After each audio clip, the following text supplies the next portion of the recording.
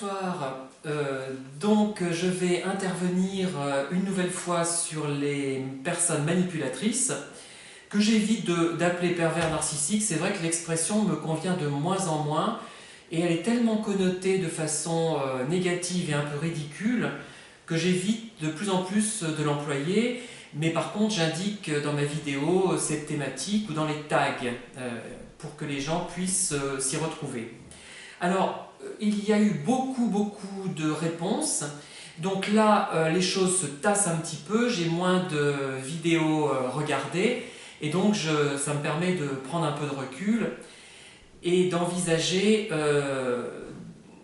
un travail plus théorique par la suite, tout en gardant l'idée que je suis avant tout un amateur, quelqu'un qui partage de l'expérience, de la théorie, mais qui ne se présente pas comme un spécialiste de la question, et je n'ai pas envie de l'être.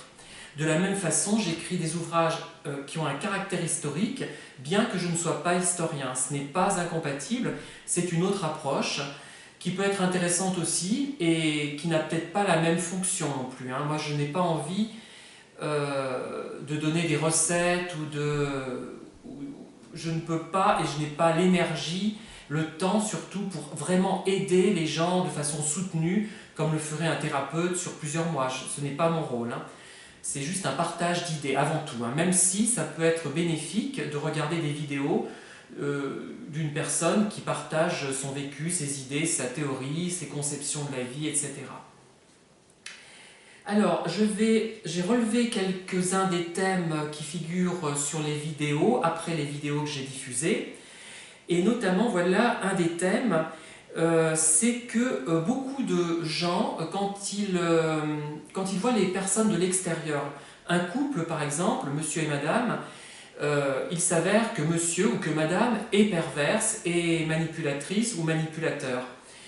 De l'extérieur, parfois, ces couples paraissent idéaux, comme celui que décrit une personne qui a un pseudonyme de Fleur ou de Zorro. Et effectivement, les gens qui côtoyaient son couple, je rappelle que c'est son mari qui était vraiment manipulateur et à un point vraiment extrême, tout le monde pensait qu'elle menait une vie peut-être pas idyllique, mais enfin très agréable. On voyait ce couple comme un couple presque idéal, si j'ai bien compris.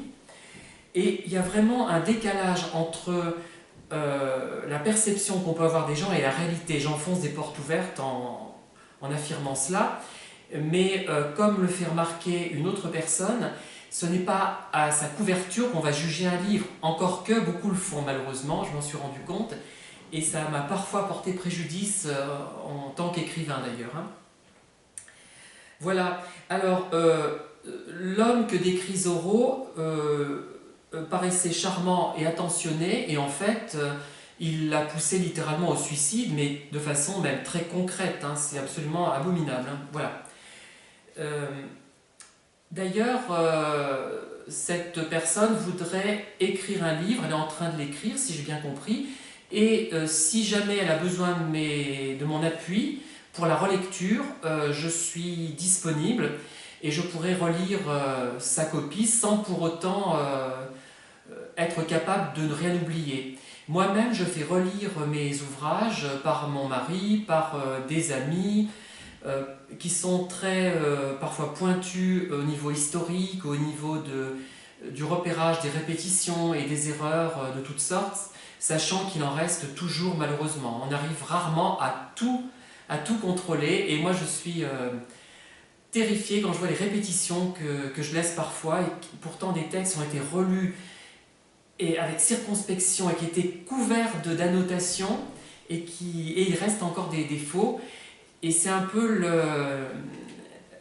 presque symbolique de l'imperfection humaine finalement. Rien n'est jamais parfait, même un visage très beau n'est pas parfait, et c'est souvent d'ailleurs ce qui le rend très beau, c'est son imperfection, enfin je trouve.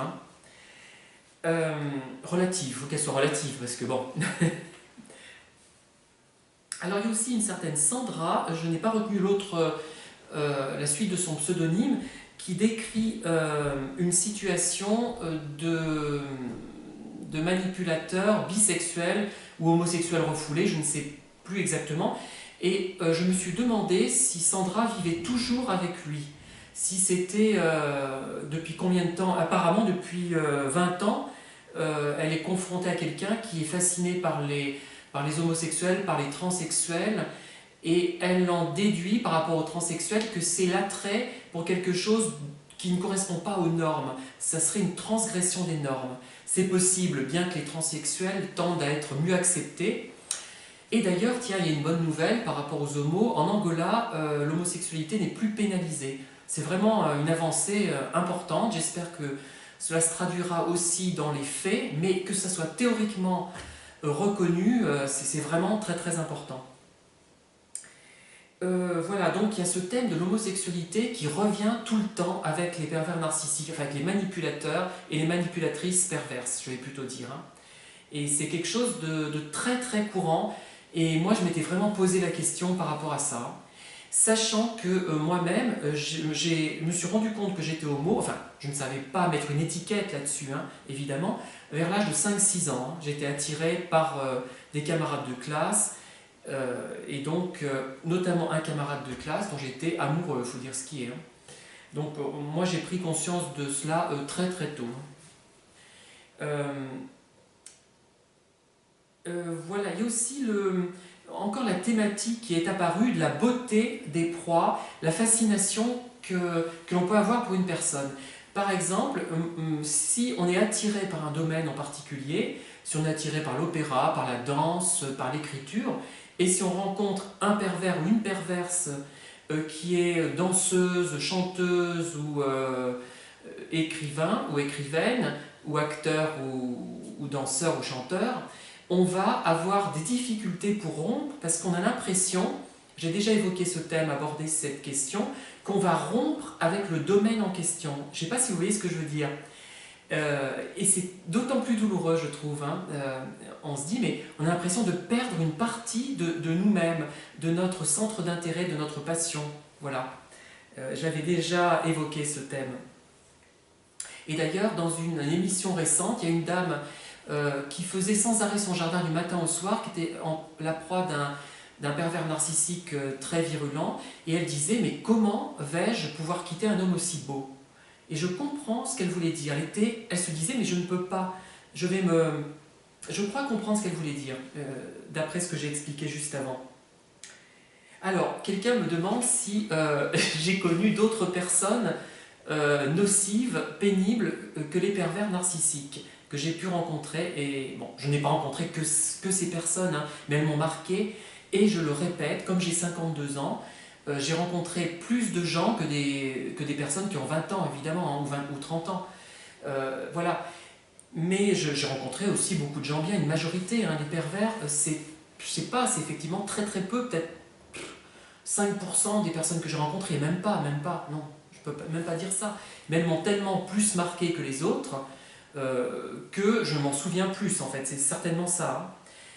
Hein. J'ai connu d'autres personnes qui n'étaient pas forcément manipulatrices, mais qui étaient pénibles, mais finalement assez peu, je crois. Je n'en ai pas souvenir. Hein.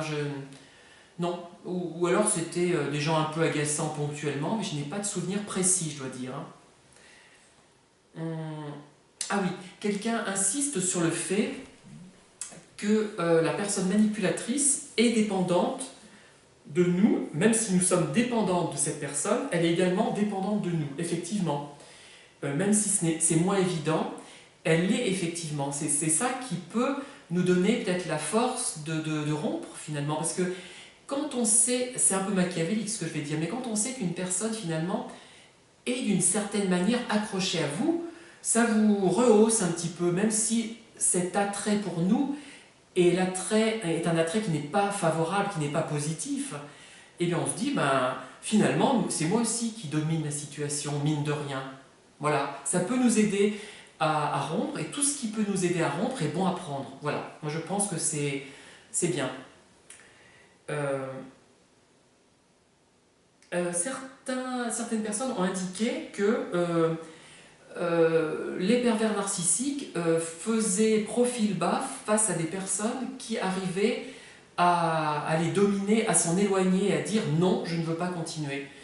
je l'ai remarqué et j'ai tendance à dire que les personnes, je pense à une personne en particulier, m'a fui et me fuit actuellement, je pense. Hein. Peut-être que je me surestime, peut-être que c'est un jeu de chat et de la souris. Elle s'imagine que je vais, comme la souris, sortir de mon trou et aller vers le méchant chat ou la méchante chatte, puisque je ne précise pas si c'est un monsieur ou une dame. Voilà. Donc voilà, c'est une remarque intéressante. J'ai remarqué aussi que les gens étaient manipulés pendant très très longtemps. Il y a une jeune femme qui m'a fait, je crois que c'est, est-ce que c'est Nadia, c'est un nom en A, qui m'a dit qu'elle avait été manipulée par sa sœur pendant 20 ans et qu'elle s'en était rendue compte très tardivement.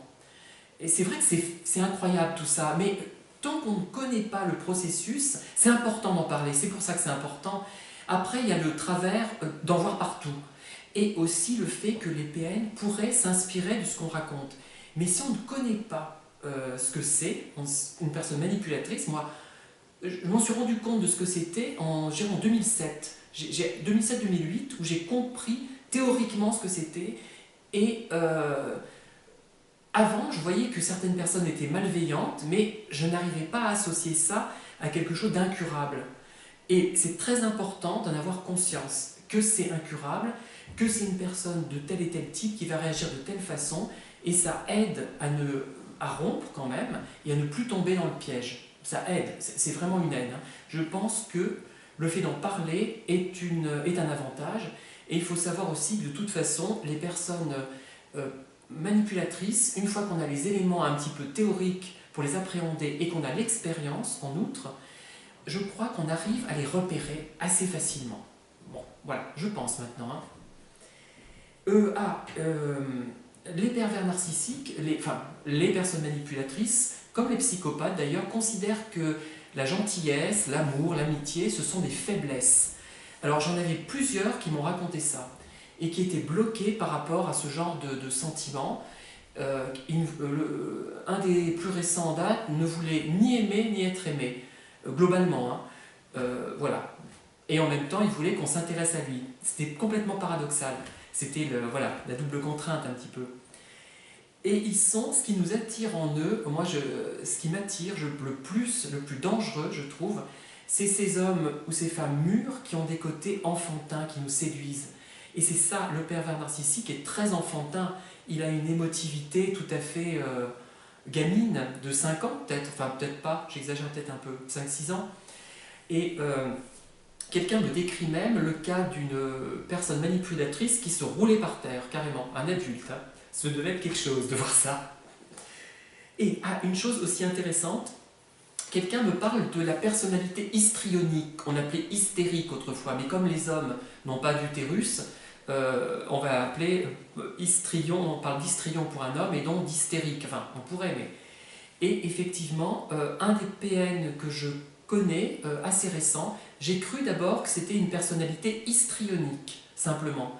Et je me suis rendu compte après qu'il y avait cette malveillance et ce côté chaud et froid, double contrainte, dialogue paradoxal, etc., qui venait se surajouter, alors que s'il avait été simplement hystérique, je pense, ou histrion, si ça avait simplement été une personnalité histrionique, je n'aurais pas remarqué ce genre de travers. Voilà, tous ces thèmes un peu mélangés, ça ne va pas attirer beaucoup d'auditeurs parce qu'ils vont s'y perdre un peu, mais je ne me voyais pas m'étendre trop sur ces thématiques puisque je n'ai pas énormément à dire pour le moment. J'aime bien ce qui est relativement concis, moi ça peut-être, j'en ai peut-être pas l'air, mais j'aime ce qui est relativement concis. En tout cas, je vous remercie encore pour tous vos commentaires, hein, que j'apprécie beaucoup. Et je vous dis donc à très bientôt. Enfin, très bientôt, je ne sais pas, je vais peut-être attendre une semaine avant de publier une nouvelle vidéo sur les PN, sur les personnes manipulatrices. Je rectifie. Mais j'aurai d'autres vidéos dans un autre genre avant cette date, très certainement. Je vous remercie et je vous dis à bientôt. Au revoir.